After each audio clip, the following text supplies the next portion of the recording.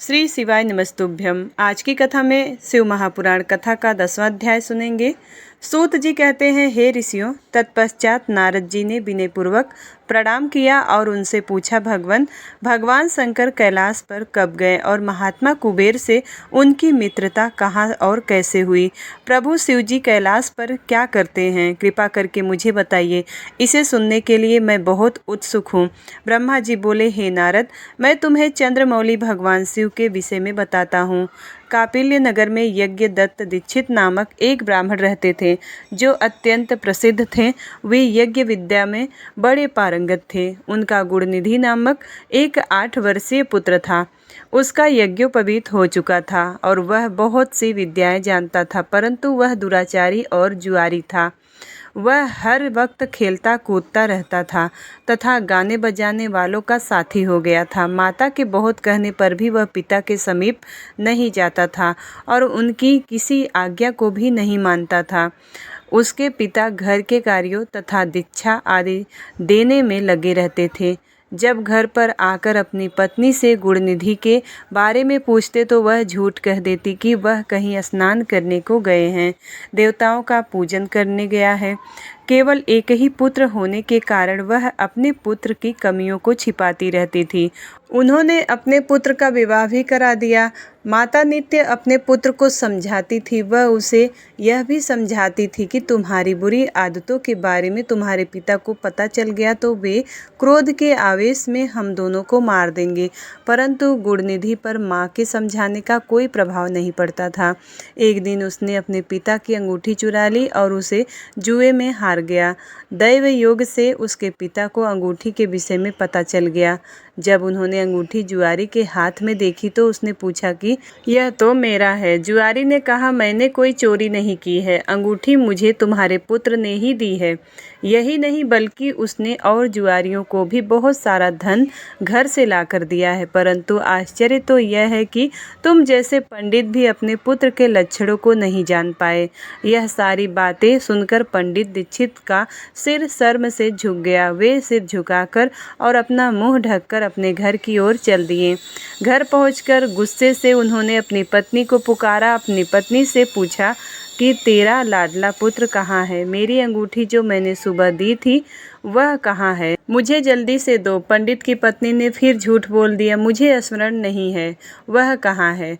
अब तो दीक्षित जी को और भी क्रोध आ गया। वे अपनी पत्नी से बोले कि तू बड़ी सत्यवादिनी है, इसलिए मैं जब भी गुणनिधि के बारे में पूछता हूँ तब मुझे अपनी बातों से बहला देती है। यह कहकर दीक्षित जी घर के अन्य सामानों को ढूंढने लगे, किंतु उन्हें कोई वस्तु न मिली, क्योंकि वे सब वस्तुएं गुणनिधि जुए में हार चुका था। क्रोध में आकर पंडित ने अपनी पत्नी और पुत्र को घर से निकाल दिया और दूसरा विवाह कर लिया। ब्रह्मा जी बोले, हे नारद, जब यह सब समाचार गुणनिधि को मिला तो उसे अपने भविष्य की चिंता हुई। वह कई दिनों तक भूखा प्यासा भटकता रहा। एक दिन भूख प्यास से व्याकुल वह एक शिव मंदिर के पास बैठ गया। वो एक शिव भक्त ने अपने परिवार सहित शिव पूजन के लिए विविध प्रकार की सामग्री लेकर वहां आया था। उसने परिवार सहित भगवान शिव का विधि विधान से पूजन किया और नाना प्रकार के पकवान शिवलिंग पर चढ़ाए। पूजन के बाद वे लोग वहां से चले गए तो गुणनिधि ने भूख से मजबूर होकर उस भोग को चोरी करने का विचार किया और मंदिर में चला गया। उस समय अंधेरा हो चुका था, इसलिए उसने अपने वस्त्र को जलाकर उजाला किया। यह मानो उसने भगवान शिव के सम्मुख दीप जलाकर दीपदान किया था। जैसे ही वह सब भोग उठाकर भागने लगा तो उसके पैर की धमक से लोगों को पता चल गया कि उसने मंदिर में चोरी की है। सभी उसे पकड़ने के लिए दौड़े और उसका पीछा करने लगे। नगर के लोगों ने उसे खूब मारा। उनकी मार को उसका भूख शरीर सहन नहीं कर सका। उसके प्राण पखेरु उड़ गए। उसके कुकर्मों के कारण यमदूत उसको बांधकर ले जा रहे थे। तभी भगवान शिव के पार्षद वहां आ गए और गुणनिधि को यमदूतों के बंधनों से मुक्त करा दिया। यमदूतों ने शिवगणों को नमस्कार किया और बताया कि यह बड़ा पापी और धर्म कर्म में हीन है। यह अपने पिता का भी शत्रु है। इसने शिव जी के भोग की भी चोरी की है। इसने बहुत पाप किए हैं, इसलिए यमलोक का अधिकारी है। इसे हमारे साथ जाने दें ताकि विभिन्न प्रकार के नरकों को यह भोग सके। तब शिवगणों ने उत्तर दिया कि निश्चय ही गुणनिधि ने अपने बहुत सारे पाप किए हैं, परंतु इसने बहुत कुछ पुण्य कर्म भी किए हैं जो कि संख्या में कम होने पर भी पाप कर्मों को नष्ट करने वाले हैं। इसने रात्रि में अपने वस्त्र को फाड़कर शिवलिंग के समक्ष दीपक में बत्ती डालकर उसे जलाया और दीपदान किया। इसने अपने पिता के श्रीमुख से एवं मंदिर के बाहर बैठकर शिवगुणों को सुनकर और ऐसे ही और अनेक कई धर्म कर्म इसने किए हैं। इतने दिनों तक भूखा रहकर इसने व्रत किया और शिव दर्शन तथा शिव पूजन भी अनेक बार किया है, इसलिए यह हमारे साथ शिवलोक को जाएगा, वहाँ कुछ दिनों तक निवास करेगा। जब इसके संपूर्ण पापों का नाश हो जाएगा तो भगवान शिव की कृपा से यह कलिंग देश का राजा बनेगा। अतः यमदूतों, तुम अपने लोक को लौट जाओ। यह सुनकर यमदूत यमलोक को लौट गए। उन्होंने यमराज को इस विषय में सूचना दे दी कि यमराज ने उनको प्रसन्नतापूर्वक स्वीकार कर लिया। तत्पश्चात गुणनिधि नामक ब्राह्मण को लेकर शिवगढ़ शिवलोक को चल दिए। कैलाश पर भगवान शिव और देवी उमा विराजमान थे, उसे उनके सामने लाया गया। गुणनिधि ने भगवान शिव उमा की चरण वंदना की और उनकी स्तुति की। उसने महादेव से अपने किए हुए कर्मों के बारे में क्षमा याचना की। भगवान ने उसे क्षमा कर दिया और वहाँ शिवलोक में कुछ दिन निवास करने के बाद गुणनिधि कलिंग देश के राजा अरिंदम के पुत्र दम के रूप में विख्यात हुआ। हे नारद, शिव जी की थोड़ी सी सेवा भी उसके लिए अत्यंत फलदायक हुई। यह गुणनिधि के चरित्र को जो कोई पढ़ता अथवा सुनता है उसकी सभी कामनाएं पूरी होती है तथा वह मनुष्य शांति प्राप्त करता है। नारद जी ने प्रश्न किया कि हे ब्रह्मा जी, आप मुझे यह बताइए कि गुणनिधि जैसे महापापी मनुष्य को भगवान शिव द्वारा कुबेर पद क्यों और कैसे प्रदान किया गया। हे प्रभु, कृपा करके इस कथा को भी बताइए। ब्रह्मा जी बोले, नारद, शिवलोक में सारे दिव्य भोगों का उपभोग तथा उमा महेश्वर का सेवन कर वह अगले जन्म में कलिंग देश के राजा अरिंदम का पुत्र हुआ। उसका नाम दम था। बालक दम की भगवान शंकर में असीम भक्ति थी। वह सदैव शिव जी की सेवा में लगा रहता था। वह अन्य बालकों के साथ मिलकर शिव भजन करता। युवा होने पर उसके पिता अरिंदम की मृत्यु के पश्चात वह दम को राज सिंहासन पर बैठाया गया। राजा दम सब ओर शिव धर्म का प्रचार और प्रसार करने लगे। वे सभी शिवालयों में दीप दान करते थे। उनकी शिव जी में अनन्य भक्ति थी। उन्होंने अपने राज्य में रहने वाले सभी ग्रामाध्यक्षों को यह आज्ञा दी थी कि शिव मंदिर में दीपदान करना सबके लिए अनिवार्य है। अपने गांव के आसपास जितने शिवालय हैं वहां पर सदा दीप जलाना चाहिए। राजा दम ने आजीवन शिव धर्म का पालन किया। इस तरह वे बड़े धर्मात्मा कहलाए। उन्होंने शिवालयों में बहुत से दीप जलवाए। इसके फलस्वरूप वे दीपों की प्रभा के आश्रय हो मृत्युपरांत अलकापुरी के स्वामी बने। ब्रह्मा जी बोले, हे नारद, भगवान शिव का पूजन व उपासना महान फल देने वाली है। दीक्षित के पुत्र गुणनिधि ने, जो पूर्ण अधर्मी था, भगवान शिव की कृपा पाकर दिक्पाल का पद पा लिया था। अब मैं तुम्हें उसकी भगवान शिव के साथ मित्रता के विषय में बताता हूँ। नारद, बहुत पहले की बात है, मेरे मानस पुत्र पुलस्त्य से विश्रवा का जन्म हुआ और वे विश्रवा के पुत्र कुबेर हुए। उन्होंने पूर्व काल में बहुत कठोर तप किया। उन्होंने विश्वकर्मा द्वारा रचित अलकापुरी का उपभोग किया। मेघवाहन कल्प के आरंभ होने पर वे कुबेर के रूप में घोर तप करने लगे। वे भगवान शिव के द्वारा प्रकाशित काशीपुरी में गए और अपने मन के रत्नमय दीपों से 11 रुद्रों को उद्बोधित कर वे तन्मयता से शिव जी के ध्यान में मग्न होकर निश्चल भाव से उनकी उपासना करने लगे। वहाँ उन्होंने शिवलिंग की प्रतिष्ठा की, उत्तम पुष्पों द्वारा शिवलिंग का पूजन किया। कुबेर पूरे मन से तप में लगे रहे। अब उनके पूरे शरीर में केवल हड्डियों का ढांचा और चमड़ी ही बची थी। इस प्रकार उन्होंने 10,000 वर्षों तक तपस्या की। तत्पश्चात भगवान शिव अपनी दिव्य शक्ति उमा के भव्य रूप के साथ कुबेर के पास गए। अलकापति कुबेर मन को एकाग्र कर शिवलिंग के सामने तपस्या में लीन थे। भगवान शिव ने कहा, अलकापते, मैं तुम्हारी भक्ति और तपस्या से प्रसन्न हूँ। तुम मुझसे अपनी इच्छा के अनुसार वर मांग सकते हो। यह सुनकर जैसे ही कुबेर ने आंखें खोली तो उन्हें अपने सामने भगवान नीलकंठ खड़े दिखाई दिए।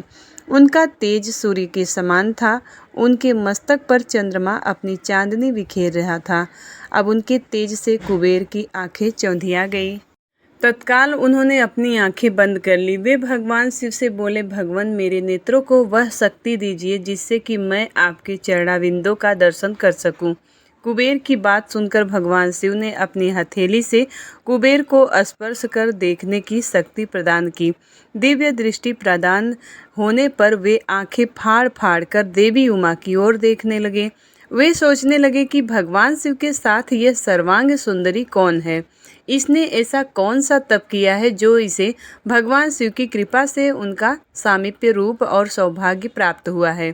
वे देवी उमा को निरंतर देखते जा रहे थे।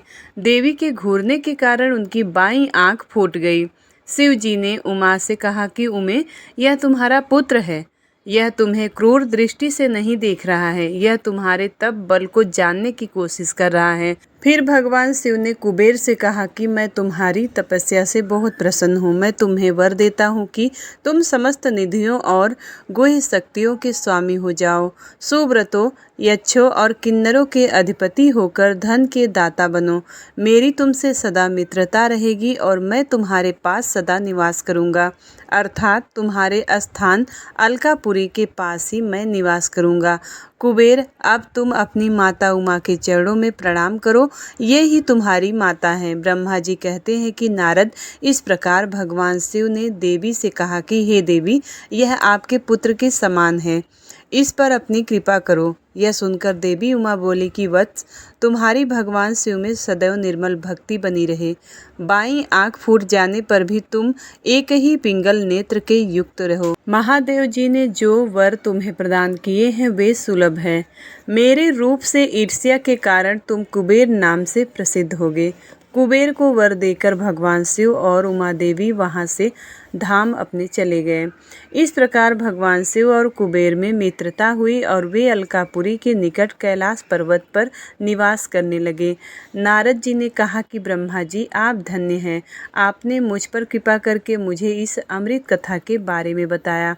निश्चय ही शिव भक्ति दुखों को दूर कर समस्त सुख प्रदान करने वाली है। ब्रह्मा जी बोले, हे नारद मुनि, कुबेर के कैलाश पर्वत जाने पर तप करने से वहाँ पर भगवान शिव का शुभ आगमन हुआ। कुबेर को वर देने वाले विश्वेश्वर शिव जब निधिपति होने का वर देकर अंतर्ध्यान हो गए, तब उनके मन में विचार आया कि मैं अपने रुद्र रूप में, जिनका जन्म ब्रह्मा जी के ललाट से हुआ है और जो संहारक हैं, कैलाश पर्वत पर निवास करूँगा। शिव जी की इच्छा से कैलाश जाने के इच्छुक रुद्रदेव ने बड़े जोर जोर से अपना डमरू बजाना शुरू कर दिया। वह ध्वनि उत्साह बढ़ाने वाली थी। डमरू की ध्वनि तीनों लोकों में गूंज रही थी।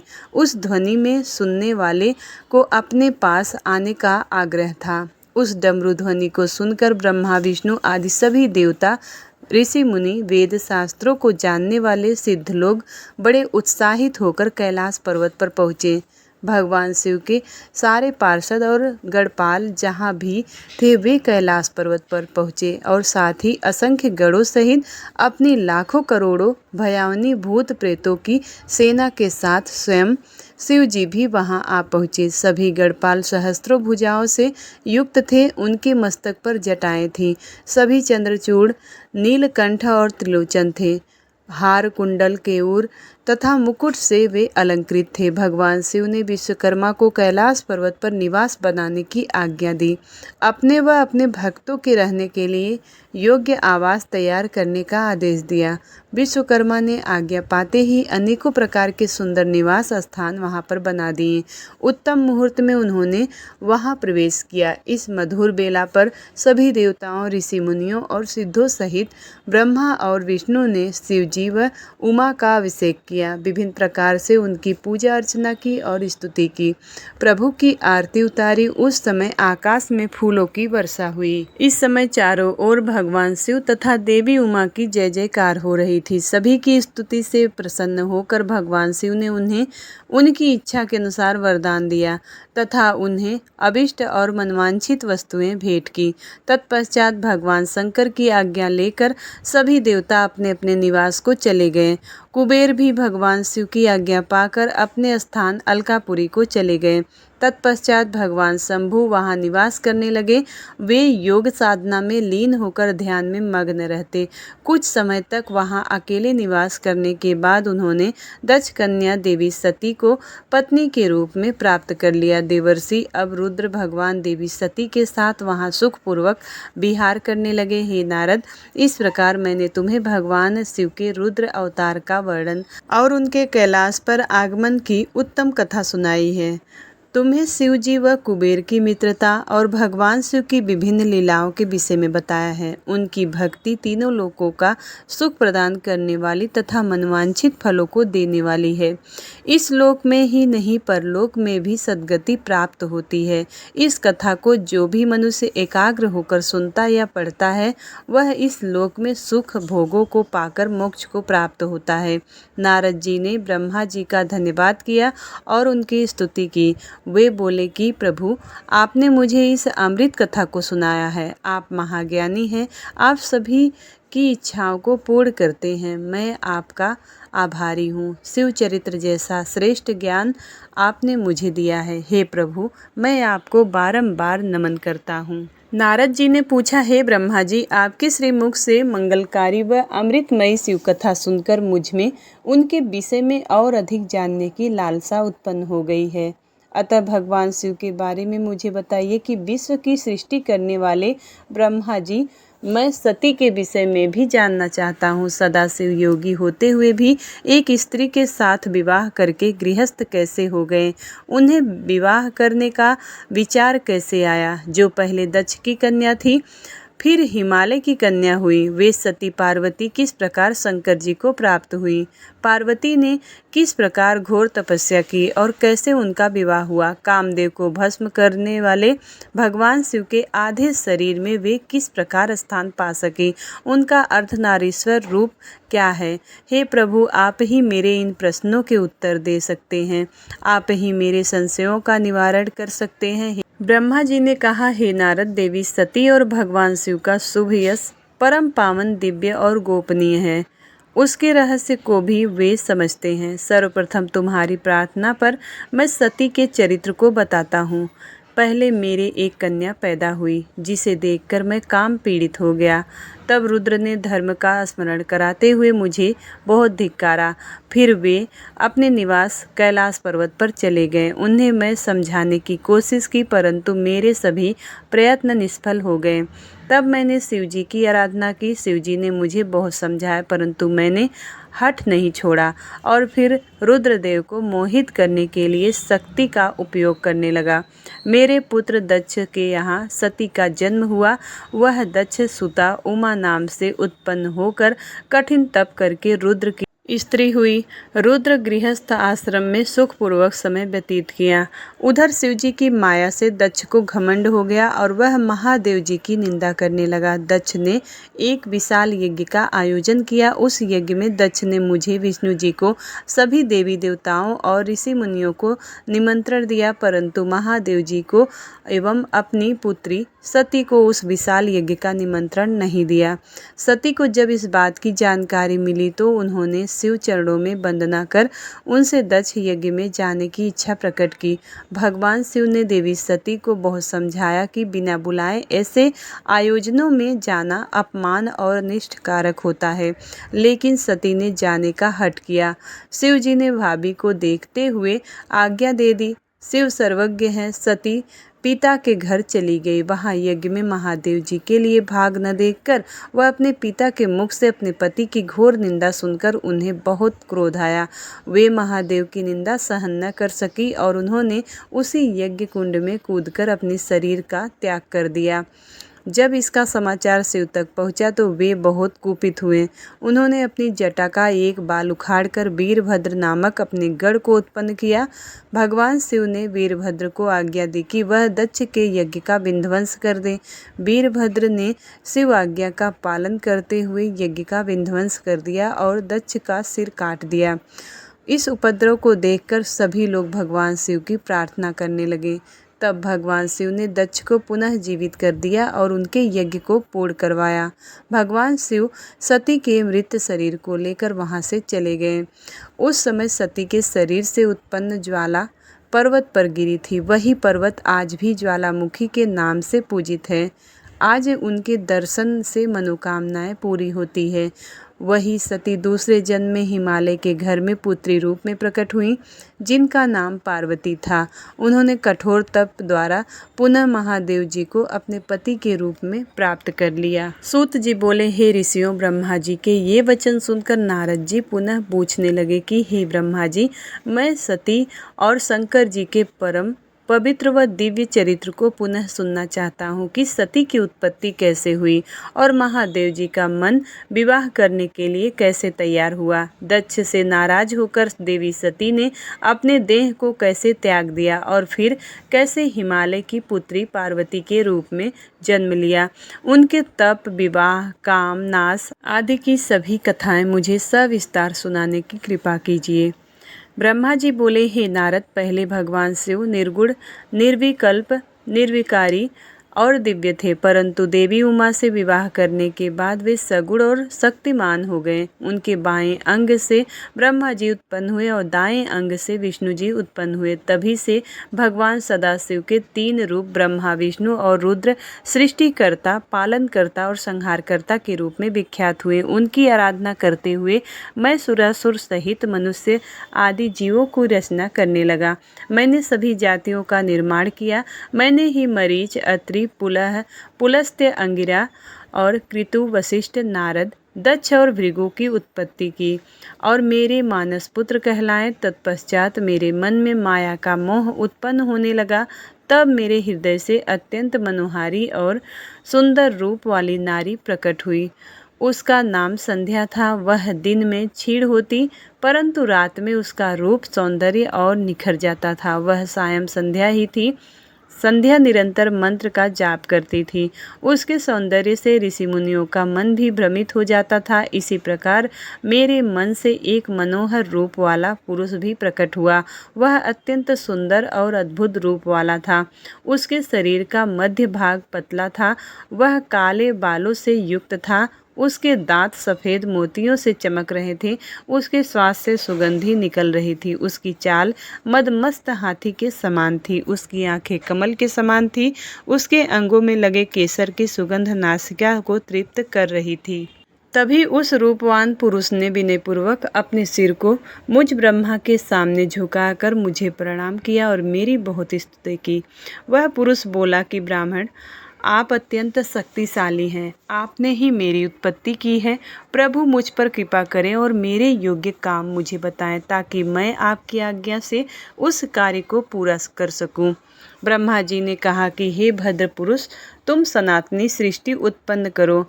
तुम अपने इसी स्वरूप में फूल के 5 बाणों से स्त्रियों और पुरुषों को मोहित करो। इस चराचर जगत में कोई भी जीव तुम्हारा तिरस्कार नहीं कर पाएगा। तुम छिपकर प्राणियों के हृदय में प्रवेश करके सुख का हेतु बनकर सृष्टि का सनातन कार्य आगे बढ़ाओगे। तुम्हारे पुष्पमय बाण समस्त प्राणियों को भेद कर उन्हें मदमस्त करेंगे। आज से तुम पुष्प बाण नाम से जाने जाओगे। इसी प्रकार तुम सृष्टि के प्रवर्तक के रूप में जाने जाओगे। ब्रह्मा जी ने कहा, हे नारद, सभी ऋषि मुनि उस पुरुष के लिए उचित नाम खोजने लगे। तब सोच विचार कर वे बोले कि तुमने उत्पन्न होते ही ब्रह्मा का मन मंथन कर दिया था, अतः तुम्हारा पहला नाम मंथन होगा। तुम्हारे जैसा इस संसार में कोई नहीं है, इसलिए तुम्हारा दूसरा नाम काम होगा, तीसरा नाम मदन और चौथा नाम कंदर्प होगा। अपने नामों के विषय में जानते ही काम ने अपने 5 बाणों का नामकरण कर उनका परीक्षण किया। काम ने अपने 5 बाणों को हर्षण, रोचन, मोहन, सोसड़ और मारण नाम से सुशोभित किया। ये बाण ऋषि मुनियों को भी मोहित कर सकते थे। उस स्थान पर बहुत से देवता व ऋषि उपस्थित थे। उस समय संध्या भी वहीं थी। कामदेव द्वारा चलाए गए बाणों के फलस्वरूप सभी मोहित हो गए। सबके मनों में विकार आ गया। सभी काम के वशीभूत हो चुके थे। प्रजापति, मरीचि, अत्रि, दक्ष आदि सब मुनियों के साथ साथ ब्रह्मा जी भी काम के बस में होकर संध्या को पाने की इच्छा करने लगे। ब्रह्मा व उनके मानस पुत्रों सभी को एक कन्या पर मोहित होते देखकर धर्म को बहुत दुख हुआ। धर्म ने धर्मरक्षक त्रिलोकीनाथ का स्मरण किया। तब मुझे देखकर शिवजी हंसे और कहने लगे कि हे ब्रह्मा, अपनी पुत्री के ही प्रति तुम मोहित कैसे हो गए। सूर्य का दर्शन करने वाले दक्ष, मरीचि आदि योगियों का निर्मल मन कैसे स्त्री को देखते ही मलिन हो गया। जिन देवताओं का मन स्त्री के प्रति आसक्त हो, उनके साथ शास्त्र संगति किस प्रकार की जा सकती है। इस प्रकार के शिव वचन सुनकर मुझे बहुत लज्जा का अनुभव हुआ और मेरा पूरा शरीर पसीने पसीने हो गया। मेरा विकार समाप्त हो गया, परंतु मेरे शरीर से जो पसीना नीचे गिरा उससे पितृगणों की उत्पत्ति हुई। उससे 64,000 आग्नेयवास्तव पितृगण उत्पन्न हुए और 86,000 बहिर्सद पितर हुए। एक सर्वगुण संपन्न अति सुंदर कन्या भी उत्पन्न हुई, जिनका नाम रति था। उनका रूप सौंदर्य देखकर ऋतु आदि स्खलित हो गए एवं उससे अनेक पितरों की उत्पत्ति हुई। इस प्रकार संध्या से बहुत से पितरों की उत्पत्ति हुई। शिवजी के वहाँ से अंतर्ध्यान होने पर मैं काम पर क्रोधित हुआ। मेरे क्रुद्ध होने पर काम ने वह बाण वापस खींच लिया। बाण के निकलते ही मैं क्रोध की अग्नि से जलने लगा। मैंने काम को शिव के बाण से भस्म होने का श्राप दे डाला। अब यह सुनकर काम और रति दोनों मेरे चरणों में गिर पड़े और मेरी स्तुति करने लगे तथा क्षमा याचना करने लगे। तब काम ने कहा कि हे प्रभु, आपने ही तो मुझे वर देते हुए कहा था कि ब्रह्मा, विष्णु, रुद्र समेत सभी देवता, ऋषि, मुनि और मनुष्य तुम्हारे बस में होंगे। मैं तो सिर्फ अपनी उस शक्ति का परीक्षण कर रहा था, इसलिए मैं निरपराध हूँ। प्रभु मुझ पर कृपा करें, इस श्राप के प्रभाव को समाप्त करने का उपाय बताएं। इस प्रकार काम के वचनों को सुनकर ब्रह्मा जी का क्रोध शांत हुआ। तब उन्होंने कहा कि मेरा श्राप झूठा नहीं हो सकता, इसलिए तुम महादेव के तीसरे नेत्र रूपी अग्नि बाण से भस्म हो जाओगे। परंतु कुछ समय के पश्चात जब शिवजी विवाह करेंगे, अर्थात उनके जीवन में देवी पार्वती आएंगी, जब तुम्हारा शरीर तुम्हें पुनः प्राप्त हो जाएगा। नारद जी ने पूछा, हे ब्रह्मा जी, इसके पश्चात क्या हुआ? आप मुझे इसके आगे की कथा भी बताइए। भगवान काम और रति का विवाह कैसे हुआ, उनके श्राप का क्या हुआ, कृपया करके इसके बारे में भी मुझे सविस्तार बताइए। ब्रह्मा जी बोले कि शिव जी वहाँ से अंतर्ध्यान हो जाने पर दक्ष ने काम से कहा कि हे कामदेव, आपके ही समान गुणों वाली परम सुंदरी एवं सुशीला मेरी कन्या को तुम पत्नी के रूप में स्वीकार करो। मेरी पुत्री सर्वगुण संपन्न है तथा हर तरीके से आपके लिए सुयोग्य है। हे महातेजस्वी मनोभव, यह हमेशा तुम्हारे साथ रहेगी और तुम्हारी इच्छा के अनुसार कार्य करेगी। यह कहकर दक्ष ने अपनी कन्या को, जो उनके पसीने से उत्पन्न हुई थी, का नाम रति था, रति रख दिया और तत्पश्चात कामदेव और रति का विवाह हर्षोल्लास से संपन्न हुआ। हे नारद जी, दक्ष की पुत्री रति बड़ी रमणीय और परम सुंदरी थी। उसका रूप लावण्य मुनियों को भी मोह लेने वाला था। रति से विवाह होने पर कामदेव अत्यंत प्रसन्न हुआ और वे रति पर पूर्ण मोहित थे। उनके विवाह पर बहुत बड़ा उत्सव हुआ। प्रजापति दक्ष पुत्री के लिए सुयोग्य वर पाकर बहुत खुश थे। दक्ष कन्या देवी रति से भी कामदेव को पाकर धन्य हो गई और जिस प्रकार बादलों में बिजली शोभा पाती है, उसी प्रकार कामदेव के साथ रति शोभा पा रही थी। कामदेव ने रति को अपने हृदय सिंहासन में बैठाया तो रति भी कामदेव को पाकर उसी प्रकार प्रसन्न हुई जिस प्रकार श्रीहरि को पाकर देवी लक्ष्मी। उस समय आनंद और खुशी से सराबोर कामदेव व रति भगवान शिव का श्राप भूल गए। सूत जी कहते हैं कि ब्रह्मा जी का यह कथन सुनकर महर्षि नारद बड़े प्रसन्न हुए और हर्ष पूर्वक बोले कि हे महामते, आपने भगवान शिव की अद्भुत लीला लीला मुझे सुनाई है। प्रभु, अब आप मुझे यह बताइए कि कामदेव और रति के विवाह के उपरांत सब देवताओं के अपने धाम चले जाने के बाद पितरों को उत्पन्न करने वाली ब्रह्मकुमारी संध्या कहाँ गई? उनका विवाह कब और किससे हुआ? संध्या के विषय में मेरी जिज्ञासा शांत करिए। सूत जी बोले, हे ऋषियों, नारद जी के इस प्रकार प्रश्न करने पर ब्रह्मा जी ने कहा कि मुने, संध्या का चरित्र सुनकर समस्त कामनियाँ सती साध्वी हो सकती हैं। वह संध्या मेरी मानस पुत्री थी, जिसने घोर तपस्या करके अपना शरीर त्याग दिया था। फिर वह मुनिश्रेष्ठ मेघातिथि की पुत्री अरुंधति के रूप में जन्मी। संध्या ने तपस्या करते हुए अपना शरीर इसलिए त्याग दिया था क्योंकि वह स्वयं को पापनी समझती थी। उसे देखकर स्वयं, उसके पिता और भाइयों को काम की इच्छा जागृत हुई थी। तब उसने इसका प्रायश्चित करने के बारे में सोचा तथा निश्चय किया कि वह अपना शरीर वैदिक अग्नि में जला देगी, जिससे कि मर्यादा स्थापित हो। भूतल पर जन्म लेने वाला कोई भी जीव तरणावस्था में पहले काम के प्रभाव में नहीं आ पाएगा। यह मर्यादा स्थापित कर मैं अपने जीवन का त्याग कर दूंगी। मन में ऐसा विचार करके संध्या चंद्रभाग नामक पर्वत पर चली गई। यहीं से चंद्रभागा नदी का आरंभ हुआ। इस बात का ज्ञान होने पर मैंने वेद शास्त्रों के पारंगत विद्वान, सर्वज्ञ और ज्ञान योगी पुत्र वशिष्ठ को वहां जाने की आज्ञा दी। मैंने वशिष्ठ जी को संध्या को विधि पूर्वक दीक्षा देने के लिए वहां भेजा था। नारद, चंद्रभाग पर्वत पर एक देव सरोवर है जो जलाशयोचित गुणों से पूर्ण है।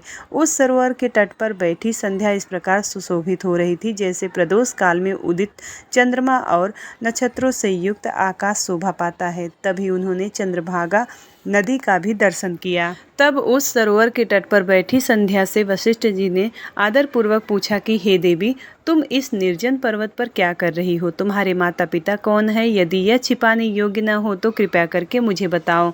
यह वचन सुनकर संध्या ने महर्षि वशिष्ठ जी की ओर देखा और उनका शरीर दिव्य तेज से प्रकाशित था।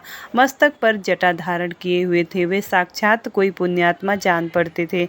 संध्या ने आदरपूर्वक प्रणाम करते हुए वशिष्ठ जी को अपना परिचय देते हुए कहा कि ब्राह्मण, मैं ब्रह्मा जी की पुत्री संध्या हूँ। मैं इस निर्जन पर्वत पर तपस्या करने आई हूँ।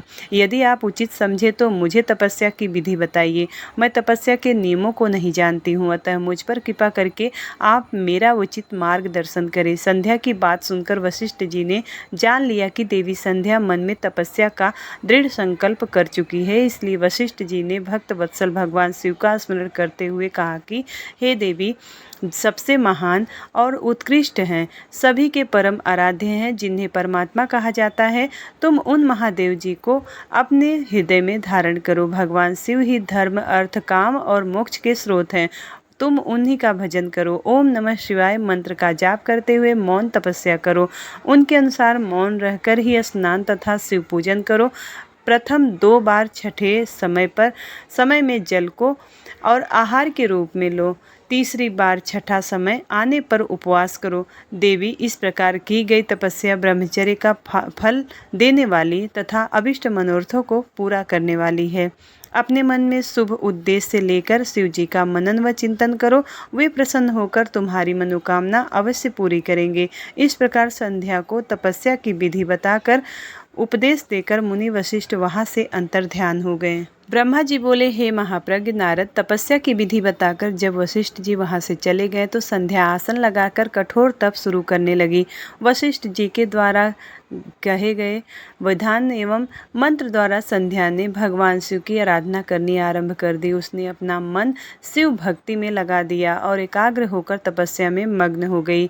तपस्या करते करते 4 युग बीत गए। इस समय भगवान शिव प्रसन्न हुए और संध्या को अपने स्वरूप को दर्शन दिए, जिसका चिंतन संध्या द्वारा किया गया था।